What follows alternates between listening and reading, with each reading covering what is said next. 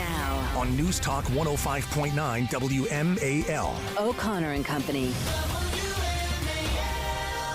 All right, gang, at 6:06, we got a lot to do here. Let's get to it. So Connor and Company coming up in 30 minutes. Tom Fitton of Judicial Watch, 7:05. Tumay Harding, she's running for his Board of Supervisors in Loudoun County, and she's got a real happy ending to that sexual harassment suit that she filed on behalf of her daughter in the Loudoun County High School. We'll give you the resolution on that coming up in a moment.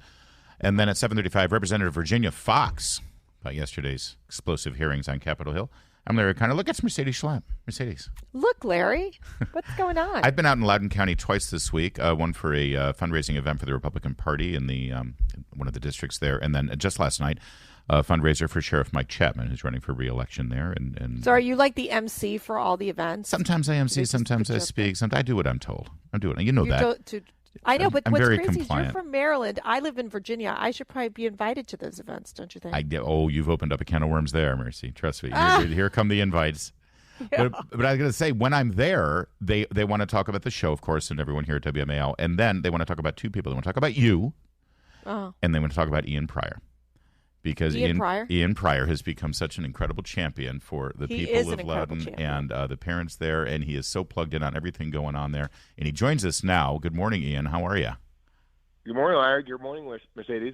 Boy, where do we begin? As you heard, we've got Tumay Harding. I know you know Tumay very well. She's coming up later in the program, and she'll talk about her issue with Stonebridge High School and the school system, as well as her run for county supervisors. But we've got revelations about the current Board of Supervisors in Loudoun County, and boy, oh boy, they're living large, these guys.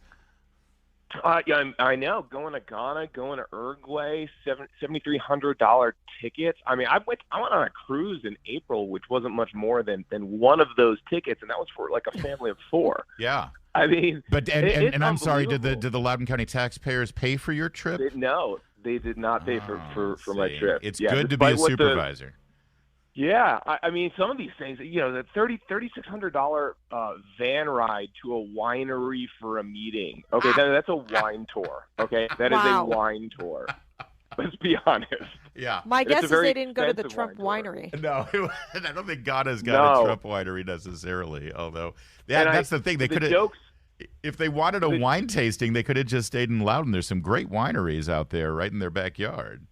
Yeah, and the jokes write themselves on that one. It's like, did you send back a bunch of Chardonnay for your Love Warrior friends? That's right. They were doing research for Chardonnay Antifa. I mean, we're laughing about this, Mercy, but this is what corruption looks like. Exactly. But Ian, what's the plan? Like, I know that this has been identified, but what's going to happen? Are they going to be held accountable at all, or what's the deal? Well, that's a good question. I mean, I think there's a few things. First of all, we're in an election year. So, the chair has an opponent. Julie Briskman has an opponent. She was one of those that went there. Debbie Rose is her opponent. Stephen Callbeck is Phyllis Randall's opponent. And, I think they're going to have to talk about this, right? This is something that is going to, really aggravate people across party lines. This is not something where it's like, well, only the conservatives are mad, right? I mean, people are going to be ticked off. But then the question I have, and you didn't get this in the story, but were there any gifts exchanged, right? Because if there were, that could be a violation of the State and Local Government Conflict of Interest Act, which could constitute a crime hypothetically. Now, whether anything is done about that, I mean, we live in Loudoun County, so Buddha Bibarai is our prosecutor. Yeah. I highly doubt that. But lastly, I mean, this is a serious question. Julie Briskman, who kind of the queen of Chardonnay Antifa out there, very crude, very rude, especially on Twitter. Was she out there on her personal Twitter tweeting during this trip? Because if she was, then that was on the taxpayer dime. So I'd like to have that question answered, too. That's a real good point. And what is the pretense here? Are they claiming that there's some vital business interest that they're engaged in with Ghana and Uruguay? By the way, if Ghana and Uruguay want to do business with Loudoun County, maybe they should pay for the junket. Why are we paying? They need us more than we need them. Right, or they come here. I mean, I think Ghana, it's chocolate. They got chocolate processing. And in Uruguay, I think it's wine and weed. Wait, did you say wheat or weed? Yeah, weed. I said weed. Okay, just wanted to make sure. Thank you. But I heard, is this correct, Ian, that they do, you could tell we all know Well, it's like we're having like coffee in the morning together. This is so great. The question, but let me ask you, but don't they view like Ghana? I think one of the main cities of Ghana is a sister city of Loudoun County, correct? Like there definitely is. They do this all the time with local cities, local towns, and then they match them up with an international. Is that accurate? That's basically what it is. I mean, there's a handful of sister cities they have. I mean, there was a lot of talk about, since 2016, all the businesses that came and decided to stay in Loudoun, all the international businesses. Well, one, I mean, we don't know why that is. Does this have anything to do with this? Just flying to Ghana result in a business that's been in Loudoun County for 20 years staying here in order to leave? No, I mean, there's no evidence of that. But what I do think is you're seeing a lot of gaslighting in the response to this because, it's a really hard thing to respond to. I mean, you're just going to have to spend all your time explaining why you spent, tens of thousands of dollars to go to 5-star hotels, luxury resorts, upgrade your hotel tickets, fly business class. And the favorite one was that, they need to be able to get their rest so that they can get off the plane and go to work. Oh, Lord. Like, what about everybody else in the county that has to fly, coach and go to work? Yeah. Ian, you mentioned the gifts. So there were gifts for the people of Ghana, including, I haven't given this to you, Larry, but a lavender-infused candles, coins, crystal paperweights, custom flag, lapel pins, and more. Oh, and pajamas. Isn't that nice? Yeah, well, I'm just letting you know. I got to get you a lavender-infused I know. candle. You've been really But falling you're down right on about the gifts. That's definitely. Well, Phyllis Randall is also up for re-election, I believe. I'm sorry. It's one thing to do a trip on behalf of the county. I can rationalize it. But, boy, they were living large. They were doing everything top-notch, 5-star. And it's not like the people of Loudoun County are living 5-star right now, thanks to the overspending of the county supervisor. But I want to move on real fast on this because Ian's also here to talk about Governor Youngkin's new model policies for schools coming out of Richmond. Because I know, Ian, you obviously locked horns with the school board out in Loudoun County. And I remember that even some of the members of the school board who were trying to sort of empathize with the parents' anger, they would often say, well, listen, geez, we'd love to do something, but our hands are tied because Governor Northam has these model policies. So I'm sure the same school board is now saying the same thing about Governor Youngkin's model policies, right? Well, that's the key, right? I mean, those words were used quite a bit in 2021 that we have to do this. Yeah.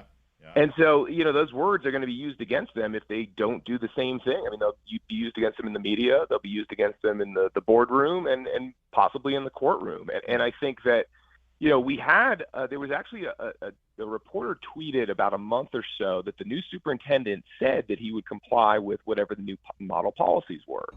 So it'll be very interesting to see what Loudoun County does. And I think those policies were written in a way that were completely legal, right? And so when you see the left, I mean, I saw Equality Loudoun put out a statement. They're like, these are unconstitutional, and they've listed, Grimm versus Gloucester County. It's like, have you ever even read the decision? Because the policies that are being enacted in Fairfax County and Loudoun County go way beyond what that Grimm case ever said. Yeah. But a lot of the recent Supreme Court decision on compelled speech, these are not just common sense things that he put in there, but they're also things that would withstand constitutional muster. Yeah, this is a big win, I think, for Governor Youngkin and his team in finalizing these policies. What do you expect? Do you think that with the schools, I mean, you mentioned the legal cases. I do think that that's going to come down in terms of them trying to sue the governor for these policies. But walk us through just the two things or the three things in the policy that would be a good win for parents and students. Well, yeah, I mean, I think the first and the easiest one, which is so recently backed up by the Supreme Court, is getting rid of that provision where you must refer to somebody by their preferred pronoun or you'll face discipline. I mean, that's compelled speech, and you don't have to do that anymore. So that's number one. Number two is making sure that in any situation, a kid goes to school and starts saying he's identifying as, a different gender, sex, the parents need to be kept in the loop. So that's number two. Number three, which I think is really interesting, is, they say locker rooms, overnight facilities have to be separated by sex. And they can do that because the Grimm case in the Fourth Circuit never said anything about locker rooms or overnight facilities. But they said on bathrooms, you have to be compliant with federal law. Well, what does that mean, right? That leaves it up to the schools to figure out what does the Grimm case actually say. And right now, like I said, in Loudoun and Fairfax, it's basically, well, look, if you come to school for 2 days, you say you're a different sex, well, then you're good. Yeah, not what Grimm said. So they're going to have to figure that out. They're going to be in violation. Ian Pryor, Fight for Schools and America First Legal. Let's get together soon, share some nice Virginia Chardonnay. We don't need any of that Uruguay stuff, all right? Thanks, Ian. Sounds great. Thanks,